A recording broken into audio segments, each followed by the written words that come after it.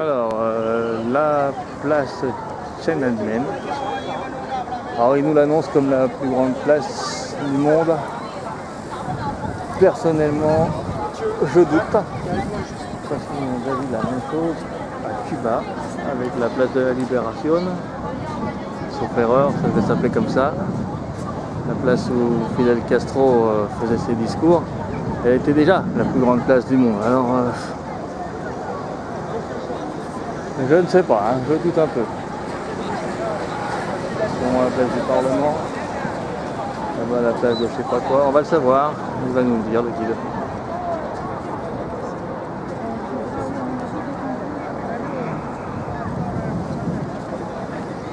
Donc ça c'est le mausolée de Mao, avec toutes les statues communistes de chaque côté. Ça a été construit après sa mort, ils n'ont pas osé le construire avant sa mort. C'est un lieu de pèlerinage pour les Chinois. Les vieux Chinois viennent passer des fois 3 heures d'attente pour pouvoir le voir. On n'a pas le droit de rentrer avec des sacs, pas le droit de rentrer avec des photos. Tu rentres, tu fais le tour du cadavre et puis tu ressors. Et tu restes 3 minutes, ça fait 3 heures de queue. C'est le seul Chinois qui est embaumé. Tous les autres sont incinérés. Hein. On n'a pas le droit d'être enterré en Chine. Ça, en face, c'est le Parlement. Ça, c'est la stèle de tous les héros de la nation, on va dire. Et là, c'est le musée national chinois.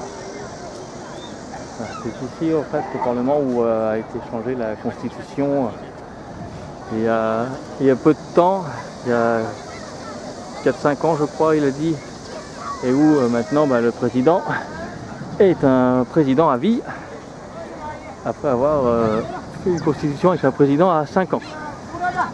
Là, les soldats, ils sont là au garde à vous toute l'année, on en a croisé quelques-uns.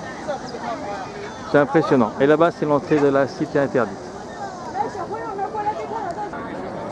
Alors, l'entrée de la cité interdite, Mao se trouve sur l'entrée, parce que quand Mao a pris le pouvoir, on va dire, et il a appuyé sur un bouton, le premier drapeau chinois est sorti de sol. Et Mao a dit maintenant la Chine, plus personne ne nous marchera dessus, on restera la tête haute.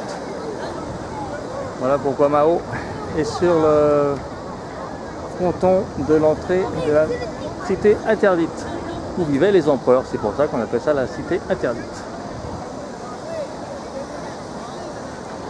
Ce qui fait qu'on va aller visiter.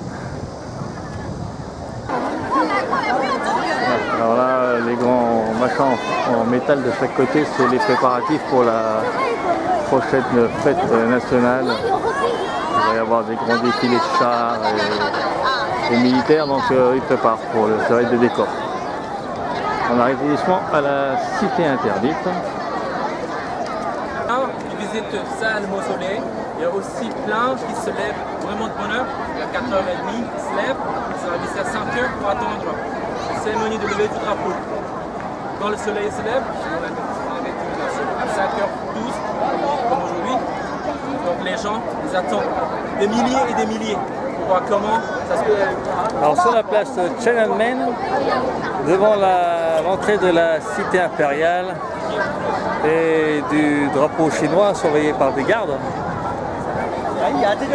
Ça va être pour les décors de la cérémonie. Là-bas derrière, on a le musée national. Au fond, le grand mausolée pour le tombeau de Mao.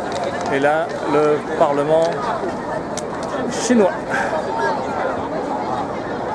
Et on va visiter la cité impériale, la cité interdite. On passe 4 portes pour entrer dans la cité interdite. Et je crois qu'on va passer par un tunnel. La place Tiananmen, ça veut dire la place de la porte céleste. Donc c'est la place de la porte de la cité interdite. Un petit peu de monde, mais pas plus que ça jusqu'à maintenant. On va voir à l'intérieur ce que ça donne. Voilà, donc ça c'est la ville de la cité interdite, c'est un musée. Et ça c'est un autre musée, le bâtiment. On passe par le tunnel comme prévu. Là-bas au fond c'est la plus haute tour de la ville, plus de 500 mètres.